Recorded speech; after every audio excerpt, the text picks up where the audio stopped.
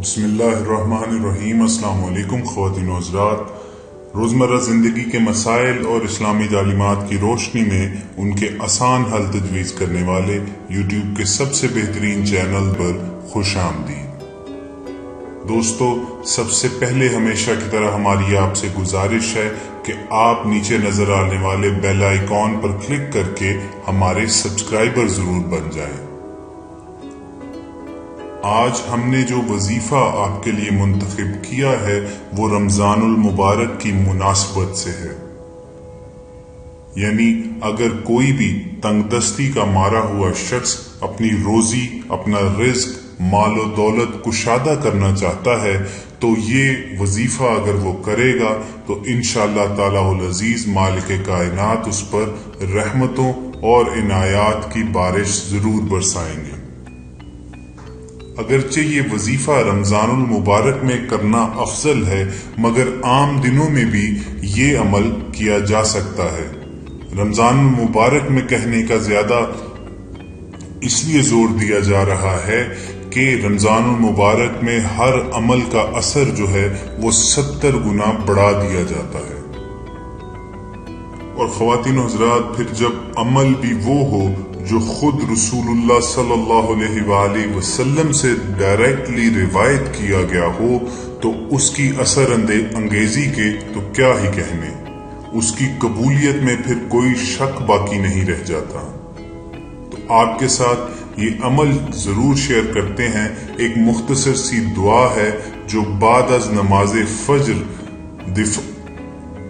تنگی رزق کو ختم کرنے کے لیے ہے۔ اسرار مکنونہ میں روایت ہے کہ حضرت رسول اللہ صلی اللہ علیہ وآلہ وسلم نے ارشاد فرمایا کہ جو شخص بعد از نماز فجر قبل اس سے کہ کسی سے کلام کرے، یعنی کسی سے بات کرنے سے پہلے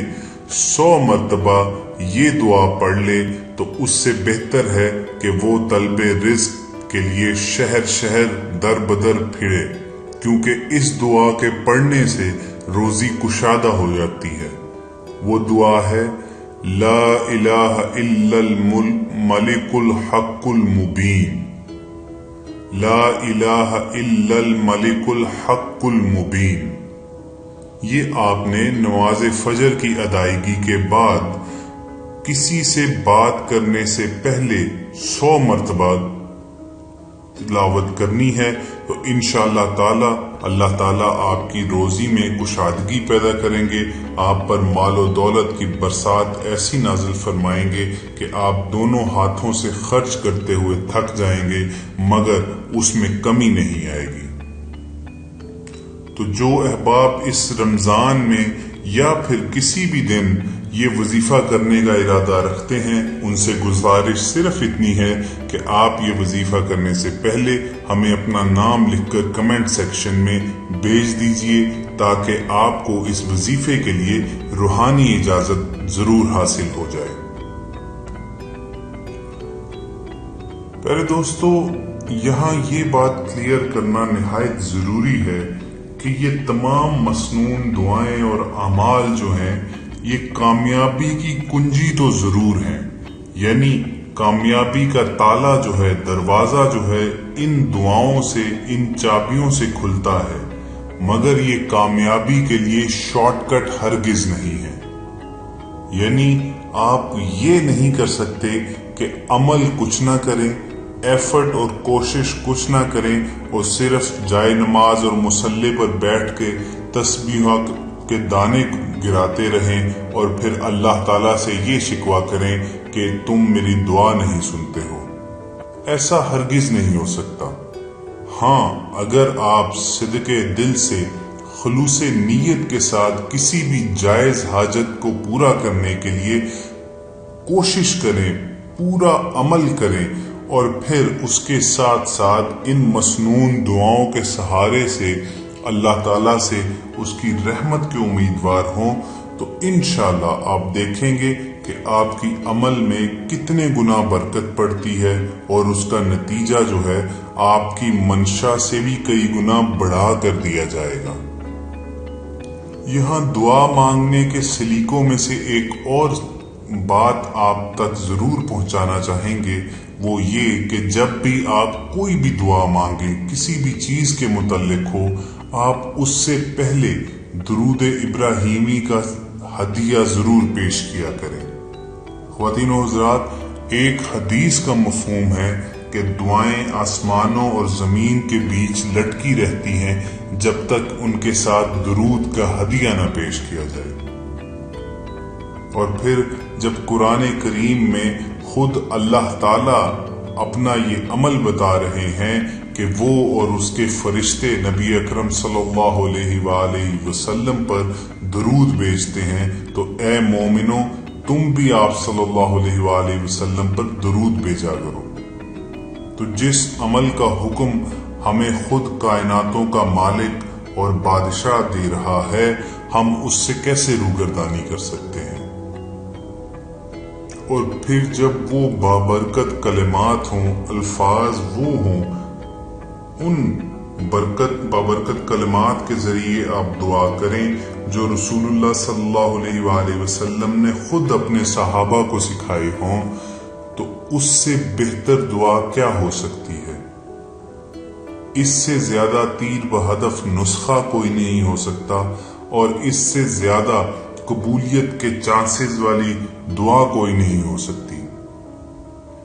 اسی لیے بہترین طرز عمل یہی ہے کہ آپ اپنی کسی بھی مقصد کے حصول کے لیے کوشش پوری رکھیں اور ساتھ ساتھ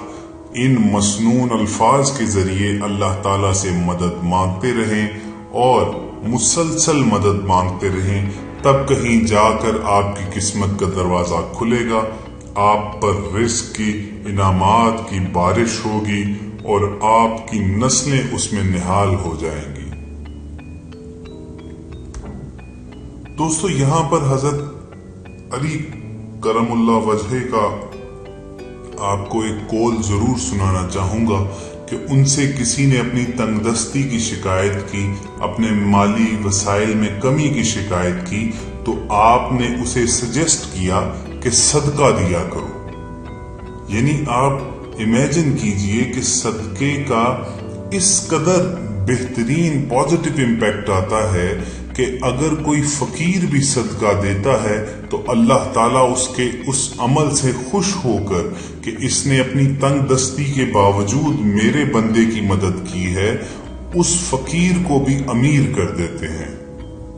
اور خود خدا تعالیٰ قرآن کریم میں یہ فرماتا ہے کہ بے شک اللہ سود کو گھٹاتا اور صدقات کو بڑھاتا ہے۔ یعنی صدقات کی ایسی عظمت اور ایسی بڑائی بیان کی گئی ہے کہ اس کو ایک پراپر اکنامک سسٹم کے برابر قرار دیا ہے۔ اس کے علاوہ صدقات کی مثال اللہ تعالیٰ نے یوں بھی کی ہے کہ اس عمل کی مثال ایسی ہے کہ جیسے گندم کے ایک دانے سے ایک بالی پھوٹے اور اس ایک بالی میں 100 دانے ہوں، اور اللہ جسے چاہتا ہے بے حساب عطا کرتا ہے۔ تو اگر غربت و تنگ دستی سے آپ نے بچنا ہے، آپ نے اپنے مالی وسائل میں اضافہ چاہنا ہے اور اللہ تعالیٰ کی برکات اپنے اوپر نازل کروانی ہے، تو زیادہ سے زیادہ اللہ کے بندوں کی مدد کیجیے، اللہ کے بندوں کی حاجتیں جو ہیں وہ پوری کیجیے۔ اپنے وسائل چاہے وہ کتنے بھی ہوں، آپ 100 روپے نکال سکیں، 10 روپے نکال سکیں، 1000 روپے نکال سکیں، آپ باقاعدگی سے صدقہ نکالتے رہا کریے۔ پھر آپ دیکھیں گے کہ انشاءاللہ تعالی ایسے ایسے معجزات آپ کی آنکھوں کے سامنے رونما ہوں گے کہ آپ کو اللہ تعالیٰ کے خزانوں میں سے غیبی امداد یوں آئے گی اور وہاں سے آئے گی جہاں سے آپ نے تصور بھی نہیں کیا ہوگا۔ آخری اہم چیز جو کسی بھی دعا کو پار لگاتی ہے اور اسے قبولیت کے درجے تک پہنچاتی ہے دوستو، وہ اہم چیز ہے یقین اور ایمان کی دولت۔ یعنی جب آپ کامل یقین اور اللہ تعالیٰ پر پورے اعتقاد کے ساتھ کوئی دعا کرتے ہیں تو اللہ تعالیٰ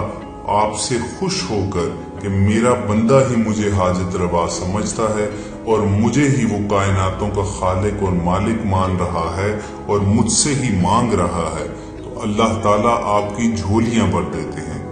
مگر جہاں کہیں آپ کے ذہن میں ذرا سا بھی ڈاؤٹ آ جائے کہ جانے یہ دعا جو ہے وہ قبول ہوگی یا نہیں، تو پھر اس دعا کا اللہ تعالیٰ کے دربار تک پہنچنا جو ہے وہ محال ہو جاتا ہے۔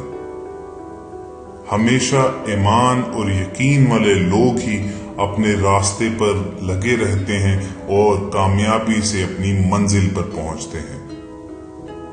بس اللہ تعالیٰ سے دعا ہے کہ ہمیں ایمان اور یقین کی دولت مہیا کیے رکھے، اور اس رمضان المبارک میں ہمیں زیادہ سے زیادہ عبادات کے ذریعے اپنے رب کو راضی کرنے کی توفیق عطا فرمائے، اور ہمارے گناہوں کو معاف فرما کر ہم پر عنایات انعامات کی بارش برسا دے۔ خواتین و حضرات، ہم امید کرتے ہیں کہ ہماری آج کی یہ ویڈیو آپ کو ضرور پسند آئی ہوگی۔ آپ اسے زیادہ سے زیادہ لائک کیجئے اور شیئر کر کے دوسروں کی زندگیاں آسان بنانے میں ہمارا ساتھ دیجئے۔ اگر آپ ہم سے اپنی ذاتی زندگی کے کسی مسئلے یا کسی عمومی روٹین لائف کی زندگی میں سے کسی پرابلم کے بارے میں رہنمائی چاہتے ہیں، کسی مسنون دعا اور قرآنی آیات سے پر مشتمل کوئی وظیفہ درکار ہے، تو ہمیں اپنا نام اور اپنا پرابلم لکھ کر کمنٹ سیکشن میں بھیج دیجئے۔ بہت جلد انشاءاللہ ہماری ٹیم اس موضوع پر کوئی نہ کوئی ویڈیو ضرور اپلوڈ کرے گی جو آپ کی مشکل کو آسان کر دے گی۔ تب تک کے لیے اپنا خیال رکھیے، بہت جلد ملاقات ہوگی۔ اللہ حافظ۔